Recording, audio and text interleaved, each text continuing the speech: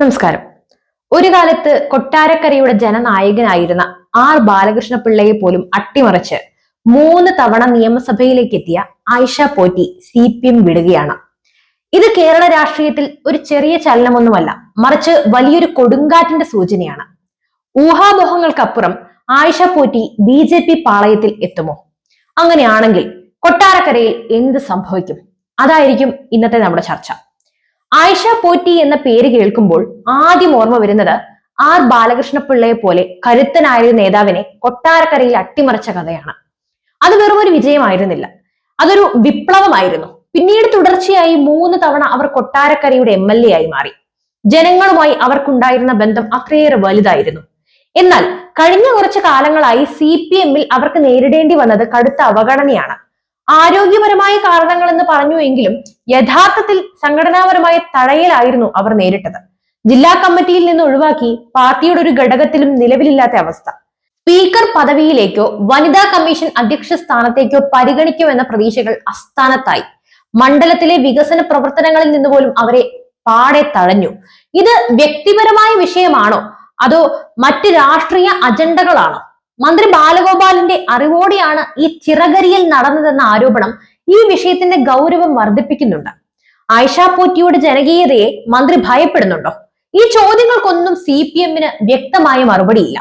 വർഷങ്ങളോളം ഒരു പ്രസ്ഥാനത്തിന് വേണ്ടി പ്രവർത്തിച്ച ഒരു നേതാവിനെ ഇങ്ങനെ തടയുന്നത് ഒരു പ്രസ്ഥാനത്തിന്റെ തന്നെ വിശ്വാസ്യതയെ ചോദ്യം ചെയ്യുന്നതല്ലേ? CPM-വുമായുള്ള അകൽച്ചയ്ക്ക് ശേഷം ആയിഷ പോറ്റി കോൺഗ്രസിലേക്ക് പോകുമെന്ന അഭ്യൂഹങ്ങൾ ശക്തമായിരുന്നു. ഉമ്മൻചാണ്ടി അനുസ്മരണ സമ്മേളനത്തിൽ അവർ പങ്കെടുക്കുന്നത് ഈ അഭ്യൂഹങ്ങൾക്ക് ബലം നൽകി. പാർട്ടിയുമായി ബന്ധമില്ല, ഇഷ്ടമുള്ള കാര്യം ചെയ്യാമല്ലോ എന്ന അവരുടെ പ്രതികരണം ശ്രദ്ധേയമായിരുന്നു.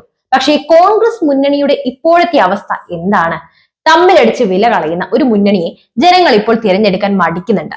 UDF ഉപേക്ഷിച്ച് മറ്റ് വഴികൾ തേടുന്ന ഒരു സമയമാണിത്. ഈ സാഹചര്യത്തിൽ കോൺഗ്രസിലേക്ക് പോകുന്നത് കൊണ്ട് ആയിഷ പോറ്റിക്ക് വലിയ നേട്ടങ്ങൾ ഉണ്ടാകുമോ എന്നത് സംശയമാണ്. ഇവിടെയാണ് BJP എന്ന സാധ്യത ഉയർന്നു വരുന്നത്. ആയിഷ പോറ്റിയുടെ നീക്കങ്ങളെ BJP വളരെ ഗൗരവമായി തന്നെ നിരീക്ഷിക്കുന്നുണ്ട്. BJP-യിലേക്ക് വന്നാൽ അർഹിച്ച അംഗീകാരങ്ങൾ ലഭിക്കുമെന്നതും തങ്ങളെ തഴഞ്ഞവർക്ക് ശക്തമായൊരു മറുപടി നൽകാൻ ഇത് ഏറ്റവും മികച്ച അവസരമാണ് എന്നതും വിലയിരുത്തുന്നവരുണ്ട്. തഴഞ്ഞവർക്ക് മുമ്പിൽ തിരിച്ചടി കൊടുക്കാൻ പറ്റിയ ഏറ്റവും നല്ല മുന്നേറ്റം ഇതാകും എന്ന അഭിപ്രായത്തിന് വലിയ പ്രാധാന്യവുമുണ്ട്. ആയിഷ പോറ്റി BJP-യിലേക്ക് എത്തിയാൽ കൊട്ടാരക്കരയിൽ അവർക്കൊരു സീറ്റ് ഉറപ്പിക്കാൻ സാധിക്കും, അതിൽ സംശയമേ വേണ്ട. എങ്ങനെയാണെന്നല്ലേ? BJP-യുടെ ശക്തമായ അടിത്തറ. സമീപകാലത്ത് BJP-ക്ക് കേരളത്തിൽ സ്വാധീനം വർദ്ധിച്ചു വരുന്നുണ്ട്, പ്രത്യേകിച്ചും ചില മണ്ഡലങ്ങളിൽ. കൊട്ടാരക്കരയിൽ BJP-ക്ക് സ്വന്തമായി ഒരു വോട്ട് ബാങ്ക് ഉണ്ട്. പിന്നെ ആയിഷ പോറ്റിയുടെ വ്യക്തിപ്രഭാവവും.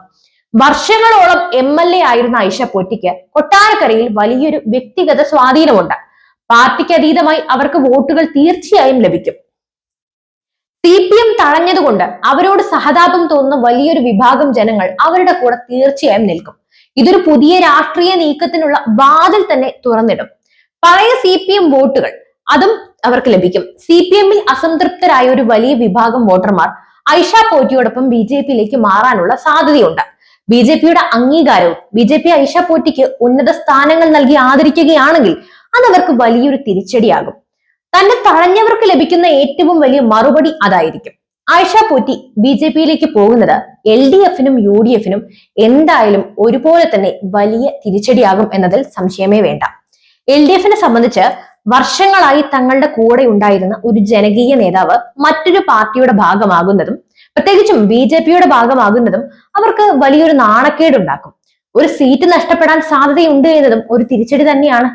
UDF-നെ സംബന്ധിച്ച് നോക്കിയാലോ, കൊട്ടാരക്കരയിൽ BJP-ക്ക് ഒരു ശക്തനായ സ്ഥാനാർത്ഥി വരുമ്പോൾ അത് UDF-ന്റെ വിജയ സാധ്യതകളെയും കാര്യമായി ബാധിക്കും. പരമ്പരാഗത വോട്ടുകളിൽ വിള്ളൽ വീഴാനുള്ള സാധ്യതയുമുണ്ട്. ആയിഷ പോറ്റിയുടെ നീക്കം കേരള രാഷ്ട്രീയത്തിൽ വലിയ ചർച്ചകൾക്ക് വഴി തുറന്നിട്ടിരിക്കുകയാണ്. ഇത് വെറും ഒരു പാർട്ടി മാറ്റം മാത്രമല്ല, മറിച്ച് വരാനിരിക്കുന്ന ഒരു വലിയ രാഷ്ട്രീയ മുന്നേറ്റത്തിന്റെ സൂചനയാണ്. തഴയപ്പെട്ട ഒരു നേതാവ് തനിക്ക് അർഹമായ അംഗീകാരം നേടി തഴഞ്ഞവർക്ക് ശക്തമായ മറുപടി നൽകുന്ന ഒരു രാഷ്ട്രീയ നാടകത്തിനാണ് കേരളം ഇനി സാക്ഷ്യം വഹിക്കാൻ പോകുന്നത്. അപ്പോൾ ഈ വിഷയത്തെക്കുറിച്ചുള്ള നിങ്ങളുടെ അഭിപ്രായങ്ങൾ എന്താണ്? ആയിഷ പോറ്റി BJP-യിലേക്ക് പോകുമോ? അങ്ങനെ സംഭവിച്ചാൽ കൊട്ടാരക്കരയിൽ താമര വിരിയുമോ? നിങ്ങളുടെ വിലയേറിയ അഭിപ്രായങ്ങൾ കമന്റ് ബോക്സിൽ രേഖപ്പെടുത്തുക. പുതിയൊരു വാർത്തയുമായി വീണ്ടും എത്തും വരെ നന്ദി.